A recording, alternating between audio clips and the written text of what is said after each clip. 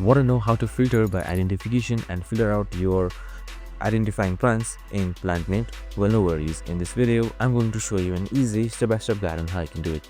It's super simple and under a minute, so let's get straight to it. Now, first things first, simply open up your plantnet.org or identifytheplant.org and you should be provided with this interface right here. And once you're there, make sure you are logged in as well. We also created a video, so make sure to watch it. So on the top right side, you should be seeing create right here on this drop down box. Now under this drop down box, you should be seeing two options. So first we are selecting observation right here. So once you select observation, you can just select or drop photos of a plant to identify it. You can select up to 4 images of the same plant. And on the left side, you should be seeing settings right here with the gear icon. Just simply select it.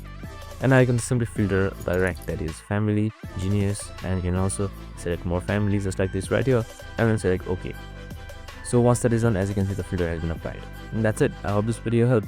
If it did, make sure to like, subscribe, and tune in with us for more of these videos. Have a good day and see you in the next one.